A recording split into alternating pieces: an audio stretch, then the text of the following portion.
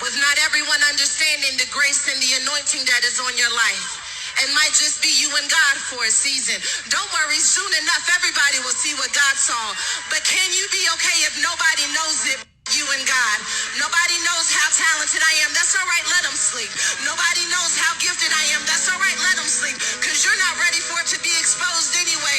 But God will sit you in the room to give you a preview of what the room feels like before the room knows that it's you. Because I want you to see the character of all the people who are going to be around you before they know that you're king. Because when they find out you're king, they may want something from you. I need you to be okay with not everyone understanding the grace and the anointing that is on your life. It might just be you and God for a season.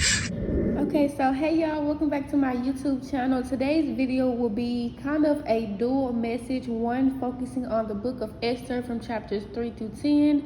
We'll be focusing on those who are called to deliverance ministry, which just simply means that you have the power and authority to deliver those assigned to you or who is connected to you from strongholds, from demons, from demonic influence, from plots and plans of the enemy, and so much more. So according to Esther, we'll be talking about her as far as that, but we'll also be talking about those who are on the opposite side, who have been delivered or who will be delivered, and what happens after they receive their deliverance.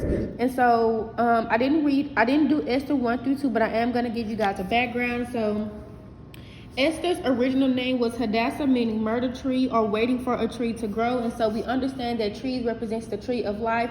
And God tells us in the book of Revelations that everyone who comes to that tree, which is the tree of life, will receive healing, which is in other words, deliverance from whatever they are going through, right? And so Esther's name was changed to Esther upon going before the king, before she entered into her palace, right? And so Esther means to hide or conceal. And so with that being said, Esther didn't reveal who she was upon going up for her position into the king's palace, right? And so it all works out according to God's good, because where Esther was being sent, there was a lot of demonic influence. There was a lot of pagan worshiping, false gods worshiping, false idol worshiping. And so God allowed for Esther's identity to be hidden until the time was right, okay?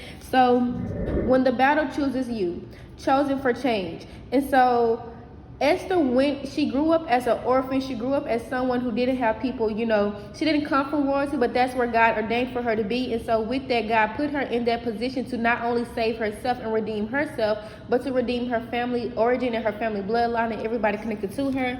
So now I'm going to read through the analyzation that I wrote for Esther 1 through 2.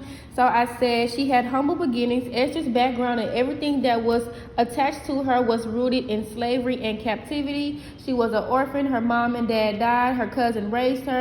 And I also said, it's okay if your start doesn't look like everyone else's. Leaders weren't made to fit in, so they usually are the ones that stand out. No matter what your beginning looks like, if you stand out, you stand out. If God wants to use you, he's not only going to use you, but he's going to use everything that he put you through and that you've been through for when you get to your season of being in elevation, right? And so the next thing that I wrote is that she was a diamond in the rough. Although Esther wasn't like everyone else, there was still beauty beneath the surface.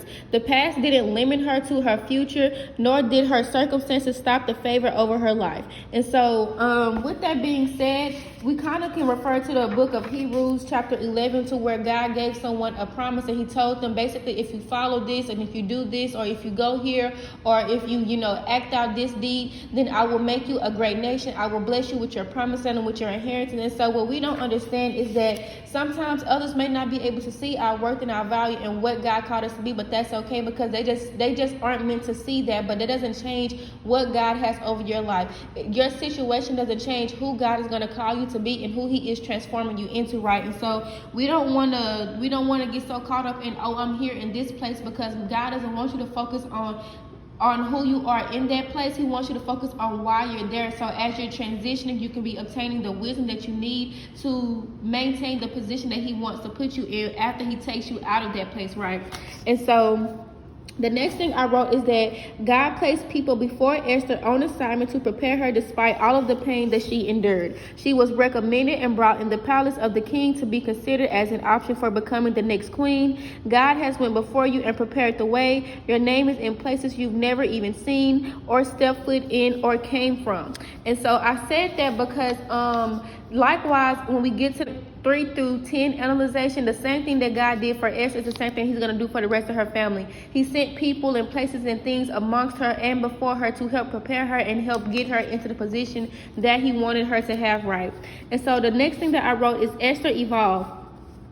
Before Esther could be presented to the king, she had to be transformed from Hadassah to Esther. What she went through actually qualified her to be in the room. If her cousin hadn't have taken her in when she was taken into exile, neither he or Esther would be present for what was to come. And so I also said Esther immediately won the king's favor and was sent through an additional season of preparation. And I also said let God transform you.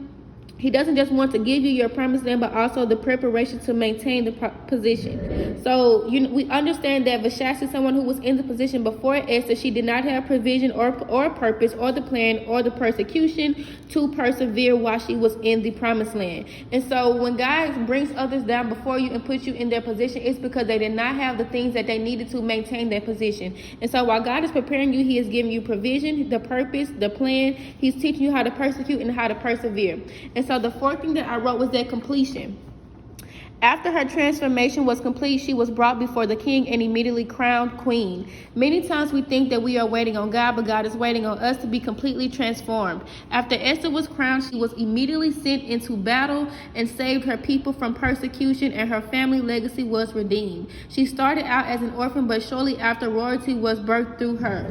And so, once again, Esther was called to the deliverance ministry. She was called to deliver those from things that were oppressing them, from strongholds, from people who were evil, from people who were not, moving and doing things according to God's will, right? And so now we're going to go on to what happens as Esther is going through the process to help deliver those from, persecution. So we have chapter 2, verse 19 through 23, Mordecai uncovers a conspiracy. And Mordecai is Esther's cousin who has, prepared her and got her in the position that she's in, or helped to get her in that position, right? And it says, when the virgins were assembled a second time, Mordecai was sitting at the king's gate, but Esther had kept secret her family background and nationality, just as Mordecai had told her to do. For she continued to follow Mordecai's instructions as she had done when he was bringing her up. During the time Mordecai was sitting at the king's gate, B and T, two of the king's officials were guarding the doorway, became very angry and conspired to assassinate King Xerxes. But Mordecai found out about the plot and told Queen Esther, who in return reported it to the king. Giving credit to Mordecai, and when the report was investigated and found to be true, the two officials were impaled on poles. All this was recorded in the book of Annals in the presence of the king. So the first thing that I wrote was that Mordecai had stopped an assassination against the king, yet no one recognized him. And I also said, has anyone ever felt like God was overlooking them and all the deeds that they continue to do? And I just want someone to know that God is not overlooking you. He's moving behind the scenes. He's working things out for your good. He tells us that all things works for the good of those called according to my will. And so just because things don't happen in that exact moment does not mean that God has forgotten about you. It does not mean that God is not looking at you. He's not honored by you. It does not mean that you're not one of God's children. The revelation, just wait for an appointed time. And so now we're going to chapter 3, Haman's plot to kill the Jews. After these events, King Xerxes honored Haman, son of Hammedatha, the Agagite, elevating him and giving him a seat of honor higher than that of all the other nobles. All the royal officials at the king's gate knelt down and paid honor to Haman, for the king had commanded this concerning him. But Mordecai would not kneel down or pay him honor. Then the royal officials at the king's gate asked Mordecai, "Why do you disobey the king's command?" Day after day they spoke to him, but he refused to comply. Therefore they told Haman about it to see whether Mordecai's behavior would be tolerated, for he had told them he was a Jew. When Haman saw that Mordecai would not kneel down or pay him honor, he was enraged. Yet having learned who Mordecai's people were, he scorned the idea of killing only Mordecai. Instead, Haman looked for a way to destroy all of Mordecai's people, the Jews. throughout the whole kingdom of Xerxes. In the 12th year of King Xerxes, in the first month, the month of Nisan, the pure, that is the lot, was cast in the presence of Haman to select a day and month. And the lot fell on the 12th month of the month of Adar. Then Haman said to King Xerxes, there is a certain people dispersed amongst the people in all the provinces of your kingdom who keep themselves separate. Their customs are different from those of all other people, and they do not obey the king's laws. It is not in the king's best interest to tolerate them. If it pleases the king, let a decree be issued to destroy them, and I will give 10,000 talents of silver to the king's administrators for the royal treasury. So the king took his signet ring from his finger and gave it to Haman, son of Hammedatha, the Agagite, the enemy of the Jews. Keep the money, the king said to Haman, and do with the people as you please. Then on the 13th day of the first month, the royal secretaries were summoned. They wrote out in the script of each province and in the language of each people all Haman's orders to the king's satraps, the governors of the various provinces, and the nobles of the various peoples. These were written in the name of King Xerxes himself and sealed with his own ring. Dispatchers were sent by couriers to all the king's provinces with the order to destroy, kill, and annihilate all the Jews, young and old, women and children, on a single day, the 13th day of the 12th month, the month of Adar, and to plunder their goods. A copy of the text of the edict was to be issued as law in every province and made known to the people of every nationality so they would be ready for that day. The couriers went out spurred on by the king's command, and the edict was issued in the citadel of Susa. The king and Haman sat down to drink, but the city of Susa was bewildered. So the next thing that I wrote for chapter 3, I said, someone who was filled with an Amalek spirit sought to kill not just Mordecai, but the entire population of Jews. And so I said the Amalekites came to represent the enemy of the Jews. And I also said, if God is sending you into a land with your identity hidden, why is that? Esther, who was in a higher position than Haman, also would have been assassinated. But because her identity was hidden, all that was done with wicked intent was revealed and strategically settled behind closed doors. So I said this is an evil spirit, and it's accompanied by those who lack the fear of God. So in 1 Samuel 15, God says, I will punish the Amalekites for what they did to Israel when they waylaid them as they came up from Egypt. Now go, attack the Amalekites and totally destroy all that belongs to them. Do not spare them. Put to death men and women, children and infants, cattle and sheep, camels and donkeys. So what is the Amalek spirit? And so like I was saying, as the Israelites were journeying to their promised land, people came to attack them and to assassinate them before they had a chance to actually possess the land. And so what we're fighting right now, Esthers and Mordecai's and their lineage, the Jews, and going up against the spirit of Amalek is a spirit that does not fear God. It's a spirit that is not in covenant with God. It's a spirit of pride. It's a spirit of control. It's a spirit of narcissism. It's a spirit of Jezebel. It's a spirit of anything that goes against the spirit of God and what he has for his children, right? And his children in general. And so I'm going to read to you a description of what the Amalekite spirit does, right? And so it says, once again, Amalek, and if I'm saying this wrong, y'all just bear with me. Y'all know how these names go.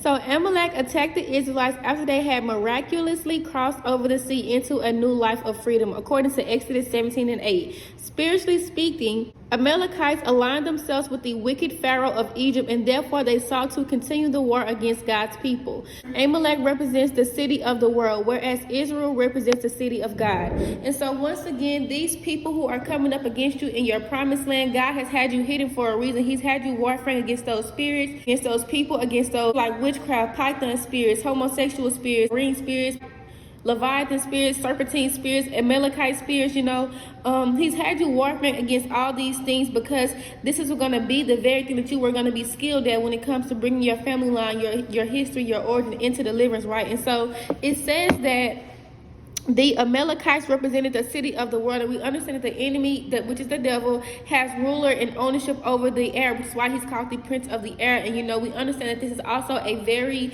very wide control over people who are not in under God's covenant. And so the Amalekites represents the city of the world, which is to be in the flesh, which is to be away from the spirit. So if you're in the world, you are currently under covenant with the enemy, but yet Israel represents the city of God.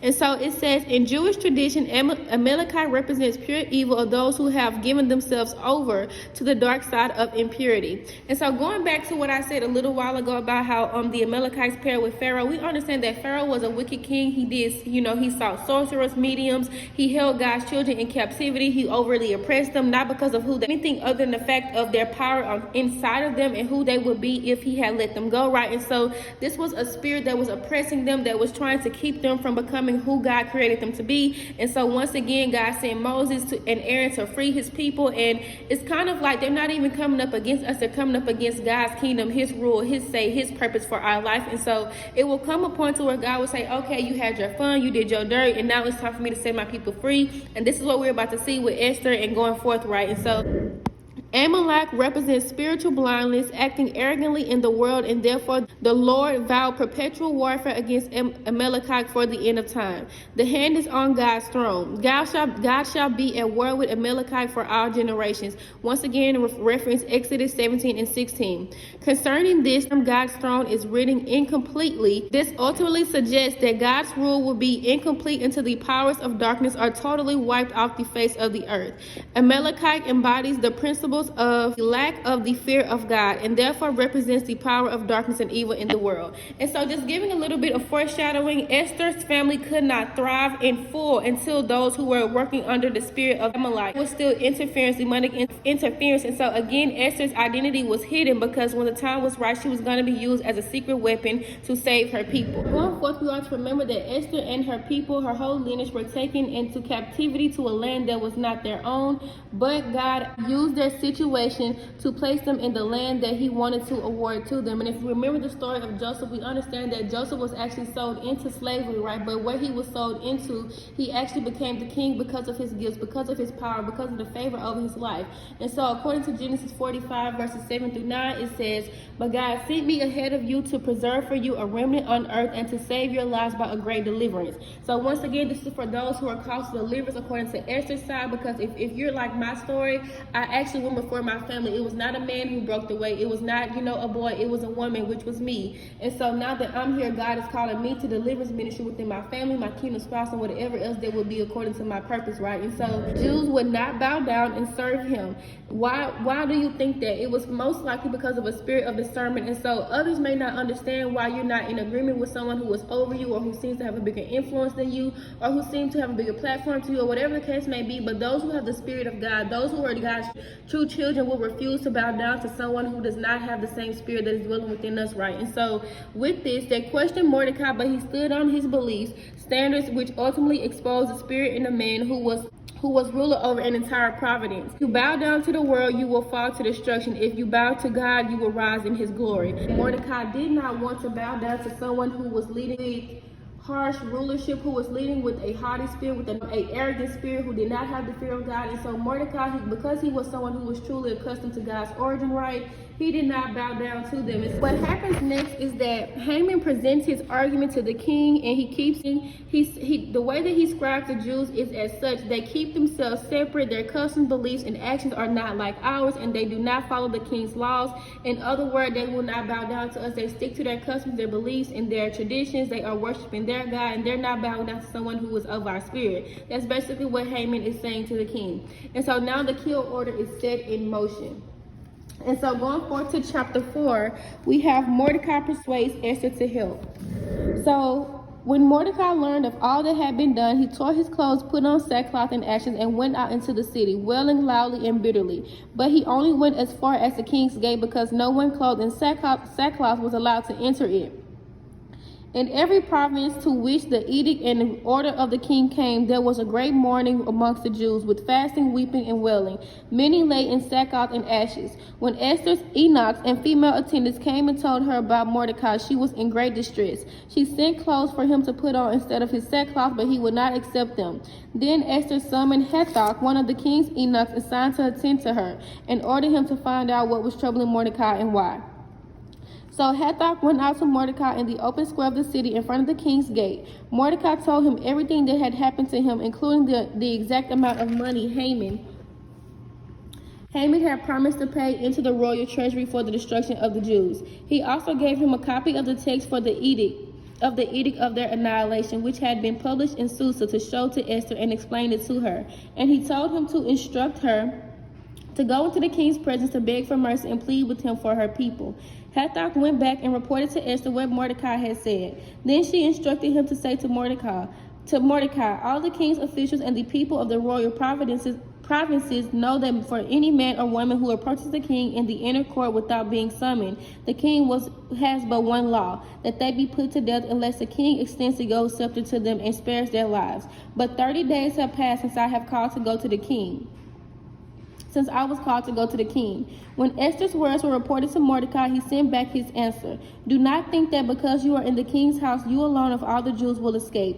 For if you remain silent at this time, relief and deliverance for the Jews will arise from another place. But you and your father's family will perish, and who knows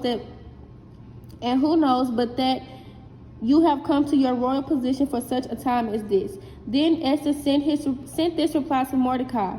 Go gather together all the Jews who are in Susa and fast for me. Do not eat or drink for 3 days, night or day. I and my attendants will fast as you do. When this is done, I will go to the king, and even though it is against the law, and if I perish, I perish. So Mordecai went away and carried out all of the instructions Esther had given. And so the next set of notes that I have is that Mordecai realizes that he is outnumbered and overpowered. He humbles himself, and filled with grief, sorrow, and repentance, he went to the king's gate to ask Esther for help, reminding us once again that Esther had transitioned, but the rest of her lineage had not. Everywhere that Jews were present, there was a great mourning and fasting. Why? Because they were about to be assassinated and annihilated, and the king had signed off on it. Someone reported this to Esther, and she intends to find out why. Mordecai tells him everything, and he asks her to get help from the king. Esther first spoke from a place of complacency, fear, and imposter syndrome. She wasn't realizing her true power that she had. She seems to have forgotten the favor and power that God had granted her in order to bypass laws, regulations, and expectations upon entering into her position at the palace. So then Mordecai expresses disbelief, reminding her of her roots. Others may look at this comment as a threat, but I looked at it as if get yourself together moment. With Esther's origin being a Jew, she should remember she was the one who broke the chain. But what good is breaking the chain if your family is still bound and you have power to use it, but instead you are fearful? At this moment, Esther then has a new assignment and must acknowledge that even if she refuses to help, that God will only rescue them by other means, which ultimately would lead to Esther being just as guilty as those who are oppressing her lineage, if she would have stood by and didn't say or do anything at all. So Mordecai's last statement was, and who knows but that you have come to your royal position for such a time as this. So Mordecai's last statement indicates and implies that the reason that Esther was awarded that position and her identity had been hidden for so long is so that she could dismantle the plans of the enemy with leverage, also use her identity, her current position, and power to set them free. Esther decides to help and sends back instructions. She includes herself, all her attendants, and all the Jews to fast. And so she not only says that she will help, but she gathers a team of people together to help to come together to advocate for those who are going through great mourning in her kingdom. The last thing I wrote is that Esther is now using her voice and authority the correct way. So now we have chapter 5, Esther's request to the king. On the third day, Esther put on her royal robes and stood in the inner court of the palace in front of the king's hall. The king was sitting on his royal throne in the hall facing the entrance when he saw Queen Esther standing in the court. He was pleased with her and held out to her the gold scepter that was in his hand. So Esther approached and touched the tip of the scepter.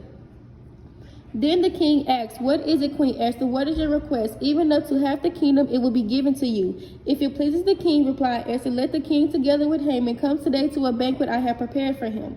He says, "Bring Haman at once," the king said, "so that we may do what Esther asks." So the king and Haman went to the banquet Esther had prepared. As they were drinking wine, the king again asked Esther, "Now what is your petition?" "It will be given to you." "And what is your request?" "Even up to half the kingdom, it will be granted." Esther replied, "My petition and my request is this. If the king regards me with favor, and if it pleases the king to grant my petition and fulfill my request, let the king and Haman come tomorrow to the banquet. I will prepare for them. Then I will answer the question."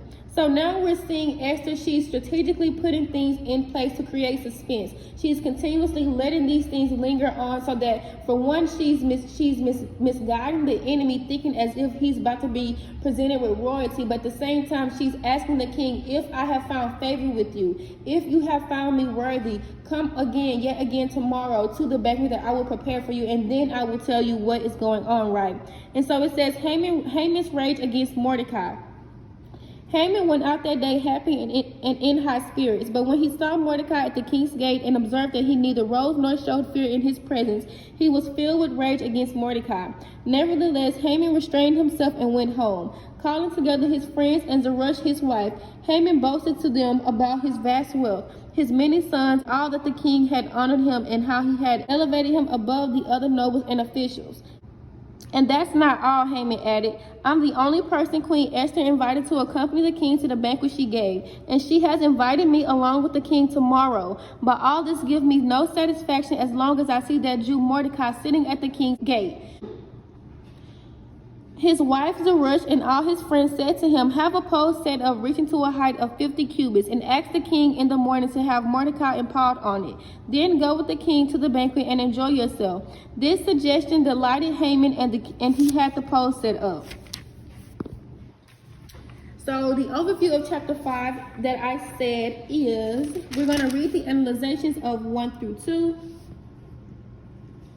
Esther risks her life and appears uninvited before the king. Esther's uninvited audience with the king is the point of the highest plot tension in the story. It was common for the king's bodyguards to kill anyone who approached the king uninvited. And because of the nature of the court intrigue, even royal wives were not beyond suspicion. Esther is putting herself at considerable risk. Another of the story's ironies, while Vashti, who was the queen before Esther, risked her life by refusing to appear before King Xerxes when she was summoned, now Esther is the complete opposite, risking her life by appearing before the king unsummoned. Esther goes to the king as the queen of Persia, dressed in her royal robes in defense of her people, as she takes up the power of her position. From chapter 5 and onward, Esther is now portrayed as a queen of the world's mightiest empire. She comes into her own only after she decides to align herself with God's people. And so I want to really point that out. Only after she decides to align herself with her people and fight for those who could not fight for themselves is when God really is about to push Esther into her true origin of her reign, right? He's exposing why she was there in the first place. And so it says on the third day, symbolizing a day of deliverance. Once again, there's that word deliverance, and we also know that Jesus Christ, he died and he was resurrected on the third day, right? And so going forth, I say it is on the third day that Esther is granted life instead of death. The gold scepter also foreshadows the deliverance of her people. Once again, there's that word. Christians and Jews alike would probably be reluctant to see the ruthless and pagan King Xerxes a type of God himself. That was almost certainly not the author's intent. Nevertheless, this is a picture of God's grace as Esther approaches the king and completes the gesture by touching the tip of the extended scepter.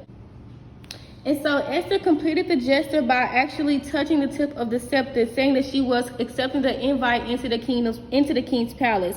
And so going forth, it says, this scene portrays the power of absolute monarchs, providing an analogy for the biblical portrayal of God as king. Had God not extended the cross of Jesus Christ to the world, all would die in his presence. On the third day after the final judgment took place on the cross, Jesus Christ rose to imperishable life, guaranteeing safety to enter God's presence to all who reach out in faith to touch that cross-shaped scepter. And so that was what the analyzations of chapters 1 through 2 said in my Bible, and now we're going to go to my own personal notes. The first point that I have is that immediately King Xerxes tells Esther that whatever she asks will be granted of her. Her favor still remains on her. The very reason she feared going before the king is now enhanced before her immediate arrival yet again. So the third thing that I wrote is that Esther, still keeping her identity hidden, is now using her power to bring together both men in one setting. The first reason is to expose the enemy in the presence of the king, and the second reason is to show power and authority while facing the enemy head on. The third thing that I wrote is that even after Haman was offered what seems like a royal invitation to a gathering in the presence of the king and the queen, he is still enraged at the fact that Mordecai refused to bow down to him. To Proverbs chapter 16, where it says, pride goes before destruction, and a haughty spirit before a fall. So haughty means arrogant, superior, disdainful, which means to feel that someone or something is unworthy, and blatant, right? And so all of these qualities describe Haman because he has a Amalek spirit, right? But with all of this being said, pride goes before destruction and a haughty spirit before a fall. So after being boastful and still in his ego, he still is obsessed with obtaining control and power over the Jews. He couldn't even bask in the glory of being presented with an opportunity to sit in the presence of both the king and the queen because his perspective was still on those who were not bowing down to him. His family and friends are now encouraging Haman to present an immediate kill order for Mordecai. Little did he know while he was plotting to kill the Jews, God was working behind the scenes to honor the Jews. So the height of the pole is symbolic of Haman's outrageous level of pride. The pole was 50 cubits high, y'all, and that's really, really high. So now we're going to go forward to chapter 6 where everything is about to start reversing, right? And so it says Mordecai honored. That night the king could not sleep, so he ordered the book of the Chronicles, the book of his reign, to be brought in and read to him. It was found recorded there that Mordecai had exposed Bethina and Teresh, two of the king's officials who guarded the doorway, who had conspired to assassinate King Xerxes. What honor and recognition has Mordecai received for this? The king asked. His attendants answered. The king said, who is in the court? Now Haman had just entered the outer court of the palace to speak to the king about impaling Mordecai on the pole he had set up for him. His attendants answered, Haman is standing in the court. Bring him in, the king ordered. When Haman entered, the king asked him, what should be done for the man the king delights to honor? Now Haman thought to himself, who is that the king would rather honor than me? So he answered the king, for the men the king delights to honor, have them bring a royal robe the king has worn and a horse the king has ridden, one with the royal crest placed on his head. Then let the robe and horse he entrusted to the one of the king's most noble princes, let them robe the man the king delights to honor and lead him on the horse through the city streets, proclaiming before him, this is what is done for the man the king delights to honor.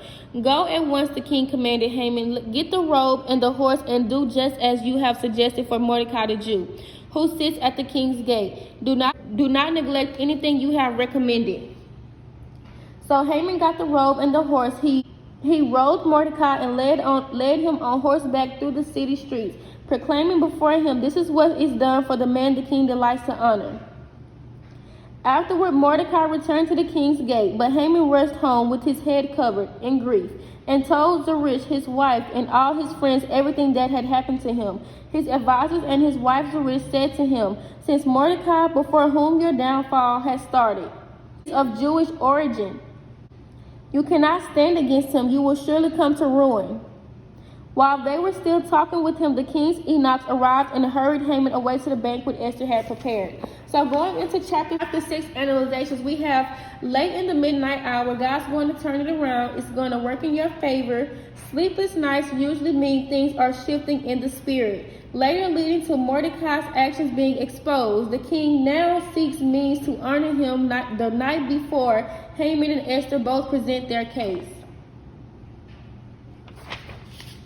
So the second thing that I wrote is that just as Haman was about to present his request, he once again is filled with his pride and ego.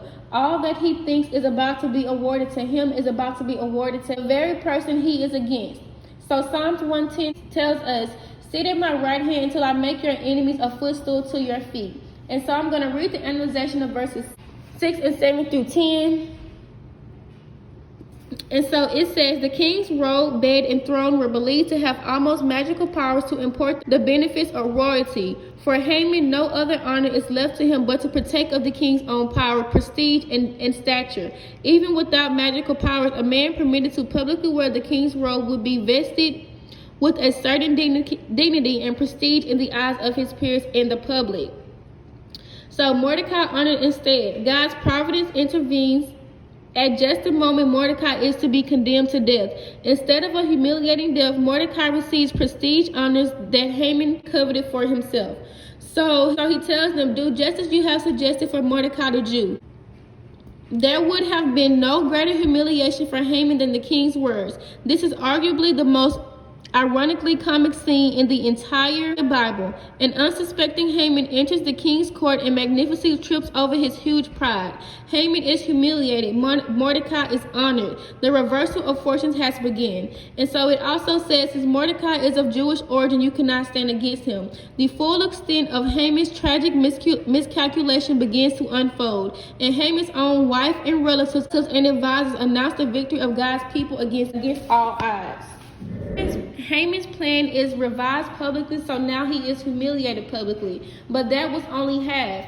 Since his plot to kill was public, amongst others, his humbling is also about to be public. So said, before this, no one has succeeded in defeating Haman at his own game, but now that God's children are involved, God is personally goes out his way to bring things together behind the scenes for his children.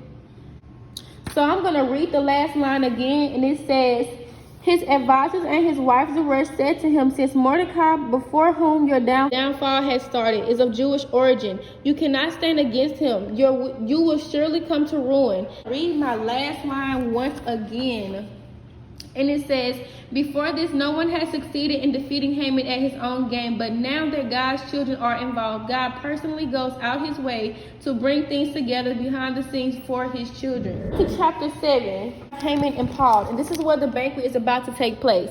So the king and Haman went to Queen Esther's banquet, and as they were drinking wine on the second day, the king again asked, Queen Esther, what is your petition? It will be given to you. What is your request? Even up to half the kingdom, it will be granted. Then Queen Esther answered, if I have found favor with you, your majesty, and if it pleases you, grant me my life. This is my petition, and spare my people. This is my request. For I and my people have been sold to be destroyed, killed, and annihilated. If we had merely been sold as male and female slaves, I would have kept quiet, because no such distress would justify disturbing the king. King Xerxes asked Queen Esther, who is he? Who is he, the man who has dared to do such a thing? Esther said, an adversary and enemy, this vile Haman. Then Haman was terrified before the king and queen. The king got up in a rage, left his wine, and went out into the palace garden. But Haman, realizing that the king had already decided his fate, stayed behind to beg Queen Esther for his life. Just as the king returned from the palace garden in the banquet hall, Haman was falling on the couch when Esther was reclining. The king exclaimed, will he even molest the queen while she is with me in the house? As soon as the word left the king's mouth, they covered Haman's face. Then Harbona, one of the eunuchs attending the king, said, a pole reaching to a height of 50 cubits stands by Haman's house. He has set it up for Mordecai, who spoke up to help the king.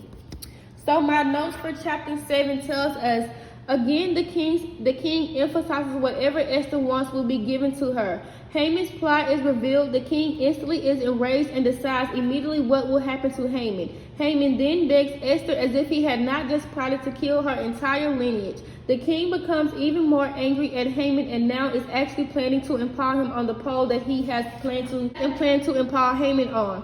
Haman's plan and true spirit has been revealed.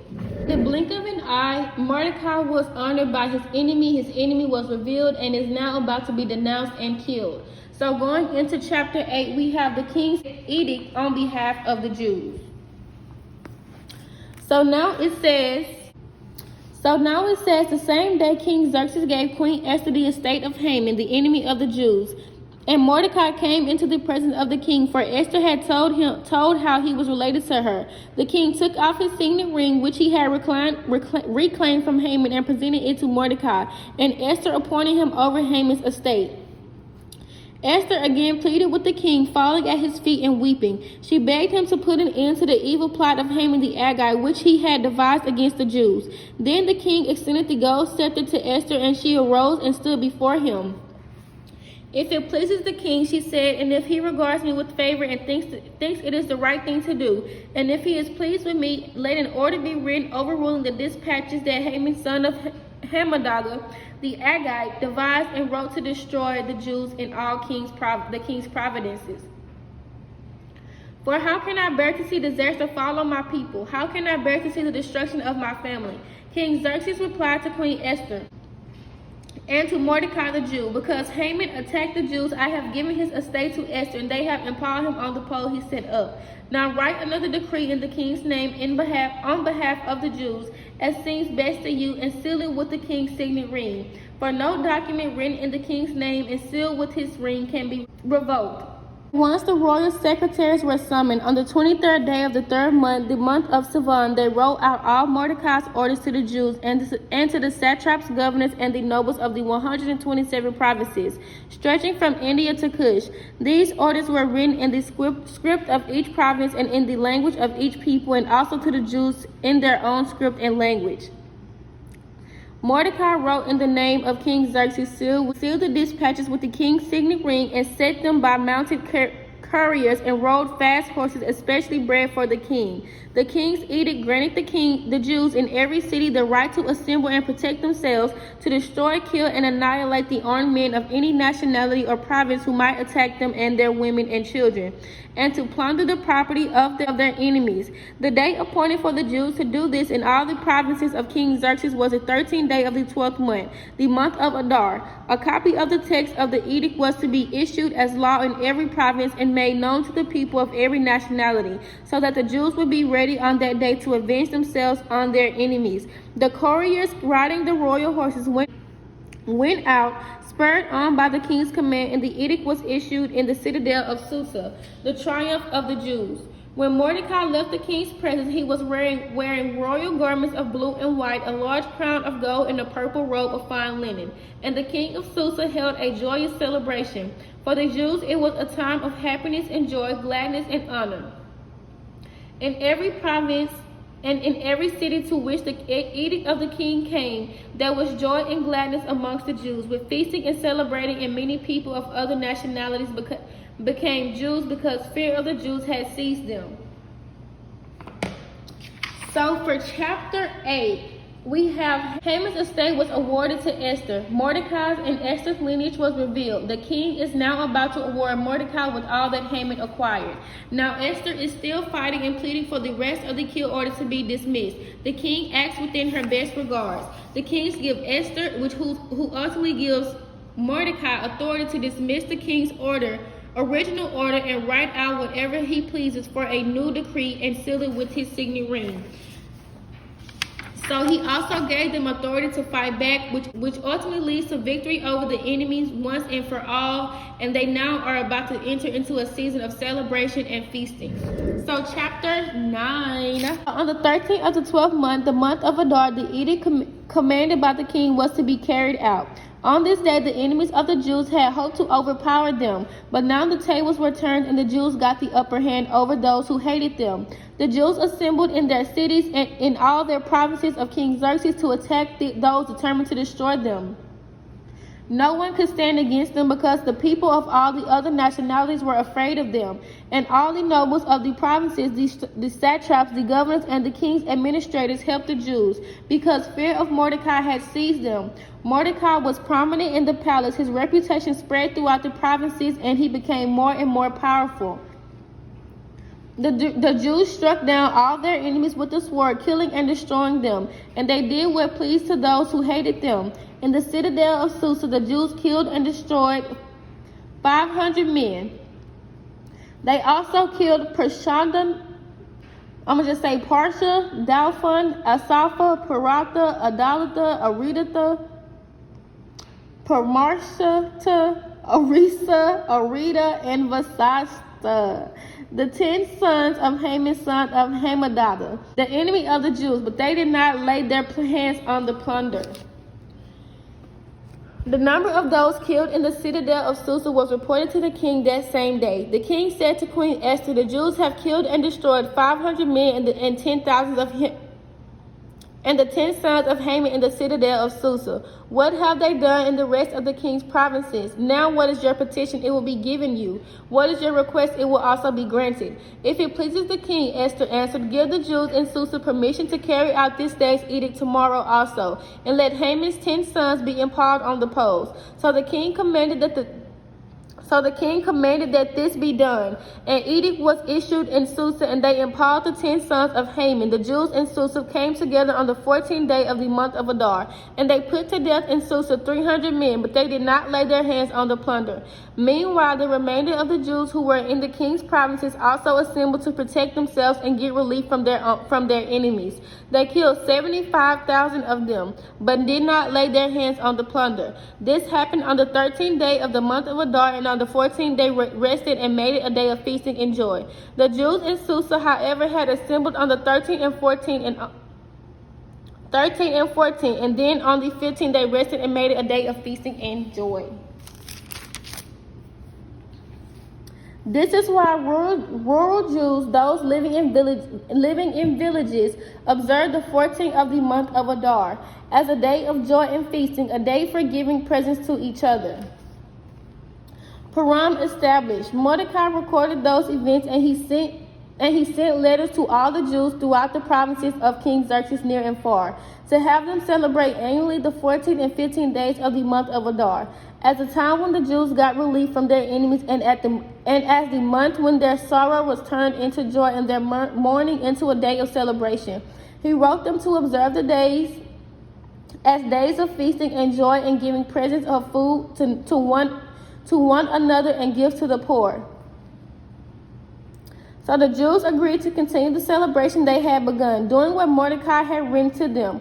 For Haman, son of Hammedatha the Agag, the enemy of all the Jews, had plotted against the Jews to destroy them, and had cast a pur, that is, the lot, for their ruin and destruction. But when the plot came to the king's attention, he issued written orders that the evil scheme Haman had devised against the Jews should come back onto his own head, and that he and his sons should be impaled on poles. Therefore, these days were called Purim, from the word pur. Because of everything written in this letter, and because of what they had seen and what had happened to them, the Jews took it on themselves to establish the custom that they and their descendants and all who joined them should without fail observe those 2 days every year. In the way prescribed and at the time appointed, these days should be remembered and observed in every generation by every family, and in every province and in every city. And these days of Purim should never fail to be celebrated by the Jews, nor should the memory of those days die out amongst their descendants. So Queen Esther, daughter of Abihail, along with Mordecai the Jew, wrote with full authority to confirm this second letter concerning Purim. And Mordecai sent letters to all the Jews in the 127 provinces of Xerxes' kingdom, words of goodwill and assurance to establish those days of Purim and their designated times, as Mordecai the Jew and Queen Esther had decreed for them, and as they had established for themselves and their descendants in regard to the times of fasting and lamentation. Esther's decree confirmed these regulations about Purim, and it was written down in the records. So the notes that I have for chapter 9 include: the tables have officially turned. What your enemies meant for evil for you is now being overturned to their heads. Fear of the Jews rose because no one could stand against them. If God is for you, who can be against you? They planned to attack all those who hated them without cause and plotted to kill them and destroy them. People came of all hierarchies to help them. All it took was for Mordecai's role to be switched, for him to move with the power that was already within him. For the third time, King Xerxes asked Esther what is it that she wants, and now Haman's lineage is to die a death like that they wished on the Jews. And lastly, I wrote that rest and restoration, it was a time filled with feasting and joy. And we also know that the first word of the year of the word is rest and restoration. Rest from all the things that was troubling you, your family, your spouse, your finances, your opportunities, and restoration to the things that were once barren in your life. So Purim established all that day was to be celebrated annually with food, feasting, joy, gifts, and acquiring and tending to the poor. So the last chapter, which is only a few verses we have, is chapter 10. Now we have the greatness of Mordecai. King Xerxes imposed tribute throughout the empire to its distant shores, and all his acts of power and might, together with the full account of the greatness of Mordecai, whom the king had promoted. Are they not written in the book of the annals of the king's Media and Persia? Mordecai the Jew was second in rank to King Xerxes, preeminent amongst the Jews and held in high esteem by his many fellow Jews, because he worked for the good of his people and spoke up for the welfare of all the Jews. So we're going to read the analyzation of that starting from established, okay? So it says, together establishing the celebration of this great deliverance as an annual holiday that is still celebrated today. When God promises to wipe out the enemies of his people, he told Moses to write on the scroll as something to be remembered. But Esther is also in the Christian canon of Scripture. Throughout history, Esther has been read as symbolizing the final salvation of God's people at the end of time. It forms a link between the promises God made at the Exodus and the eschatological destiny of God's people. Purim was a spontaneous celebration of the joy of finding oneself still standing the day after an irrevocable death decree was executed. The day of death had come and gone for God's people, and they were still alive. So Mordecai writes to the Jews of Persia, although there was great joy at the time of the deliverance. This event was recognized as signifying that God's faithfulness to protect his covenant people against all odds, humanly speaking, should be commemorated and celebrated annually by every generation. So Esther writes to confirm Mordecai's letter. The story was canonized with the title Esther, not Mordecai. Though it is difficult to decide which of them is the main character due to the interdependent nature of their leadership, this daughter of Abihail rose to the throne of Persia through providential circumstances to intervene and change the course of history for her people. She had full authority as queen to confirm the establishment of Purim as a holiday that could be openly and legally celebrated by the Jews throughout the Persian Empire. So chapter 10 analyzation says, the greatness of Mordecai. The epilogue documents that together with Esther, Mordecai rose to a high position in the Persian Empire. He was second only to King Xerxes. He was remembered for his work for the good of his people, and his advocacy for their welfare made him a prominent leader who had long been celebrated. Purim was also sometimes referred to as Mordecai's Day. And so overall, we see how Esther was called to deliverance ministry. She was called to deliver her people. So she was set in place. Esther had to go through first so that her whole entire family and lineage could receive deliverance after that. And so whatever position God has you in, you have to utilize your power. Esthers, you have to use what God has graced you, what he has given you, your position, because that's going to be the thing to open the door for those who are coming after you. And once again, Mordecai and Esther acted as a team. She was called to deliverance, but after she helped those who were connected to her become delivered, they also rose to great power and authority, just as Esther did, just as Esther was. And so last thing that happens is that Mordecai, his honored, his rank is changed. He is now second in rank to the king, and he was remembered for his powerful reign and his service to his people. And so just as Esther was, like I said, she had to go first, and once she broke the chain, she helped her people come in after her, and after that, it was all history. So not only are you called to deliverance ministry, but you are the person who birthed the legacy. You are the person who has birthed what God has for you, right? And so with that, after you give birth, your family is going to be coming immediately after you. And so you definitely are called to deliverance ministry, and it's not just your family, it's your whole entire lineage. It's whoever is connected to you in this season, in next season, whatever the case may be. So if you are called to deliverance ministry in any kind of way, do not be afraid to exercise your power and authority, because God has put you in that position for a reason. You have to believe in yourself in order to see the manifestation of what God has already put inside of you. And as you go forth, those who are also meant to be there with you will also break the chains and come into legacy and leadership with you. So the teaching is over, y'all. To my Mordecais, to the rest of the people who are not yet coming into their covenant yet, God has sent people before you to help you in that position. Don't be afraid to ask for help, because that could be the very person who God is going to put in your life to act as an angel. And to my Esthers, don't be afraid to exercise and utilize your authority. We are a team. United we stand, divided we fall. Therefore, continue to walk in grace, continue to operate in favor, and continue to exercise and utilize your power and authority. God loves you. I love you. Peace, prosperity, and abundance.